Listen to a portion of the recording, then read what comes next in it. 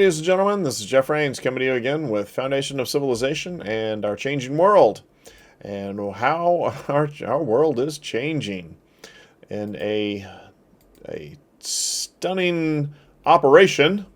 Ukraine launched an attack against Russia's bomber fleet. Just as Russia and Ukraine were sitting down to talks in Turkey, the Ukrainian president launched this devastating attack on Russia's fleet. How long did it take to prepare? How did it unfold? Well, let me get to some of the details. Ukraine's president, who supervised the election, posted on social media Sunday night and said that 117 drones were used in a strategic attack that took, quote, 1 year, 6 months, and 9 days to prepare. Ukrainian forces damaged they estimate 41 Russian bombers and believed to have destroyed 13 all across Russia. And that is the really interesting part, is that the targets were as far north as the Arctic Circle and as far east as Amur. He added that one of the targeted locations was right next to one of the Russian security service offices, the FSB. The scale of the operation was dubbed Spiderweb. It was immense, like I said, with attacks across several time zones all over Russia, from above the Arctic Circle in Murmansk and all the way east to Amur region, 8,000 miles from Ukraine. And I quote from the BBC here. He added that what made this attack quite extraordinary was the ability to smuggle them into Russia, then launch and command them remotely, which he concluded had been achieved through a link relayed through a satellite or the internet. Ukrainian president said each of the 117 drones had its own pilot. Now, Dr. Stephen Wright, a UK-based drone expert, suggested it was likely the drones were able to fly in using GPS, but may have also overcome localized Russian jamming measures by manually piloting the drones remotely. And from the Moscow Times, as I was digging through there, they are noting that at two of the sites, the countermeasures were either ineffective or not working, which adds another interesting element to this. Ukraine specially prepared containers. How they snuck them into the country is really quite fascinating.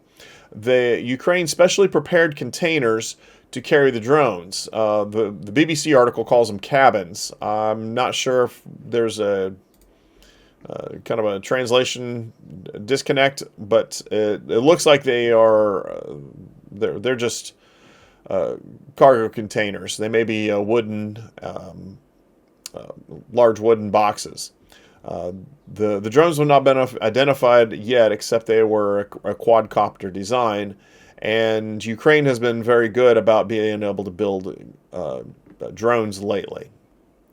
They carried a relatively heavy payload of explosives to their targets, and Ukraine hired Russian drivers who had no idea what they were carrying.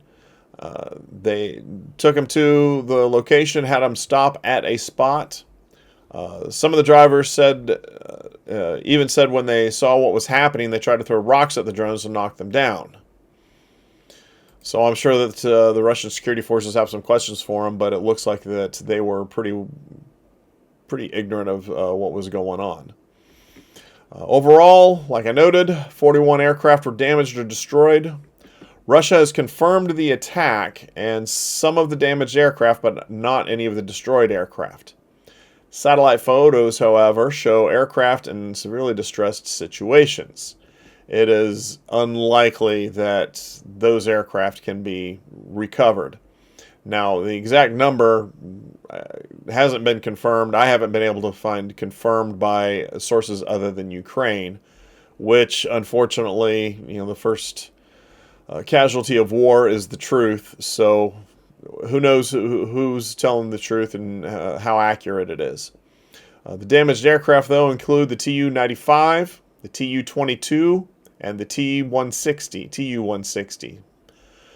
There was also an early warning aircraft that was targeted, the A-50, and it's believed that one or several of those were damaged also.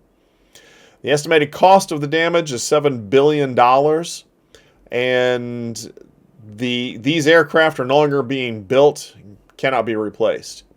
And Russia is having a tough time with its aerospace industry. They are good at building prototypes. They do not have the manufacturing capacity that they once had. They can't build aircraft on scale like they did in World War II or even during the Cold War. This very interesting turn of events, and it's certain to throw a wrench in the works for the peace talks. I don't know what to expect to come out of it, but it does. It also does cause a huge problem for Russia's nuclear arsenal. These aircraft were some of their delivery systems, and they were a significant portion of their delivery systems. I believe the estimates were about 25 to 30% of their weapons delivery fleet. Well, ladies and gentlemen, things keep changing in the world, and we will see how this attack changes our world in the near future. Please like, share, and subscribe, especially if you have found this video to be of use to you. And I hope that you guys are doing well, and I look forward to talking to you all again very soon. And if, please make a comment also. That helps me out with the algorithm. And much love to everybody. Hug your families. Go hang out and have a good time with them. And I will talk to you guys again soon.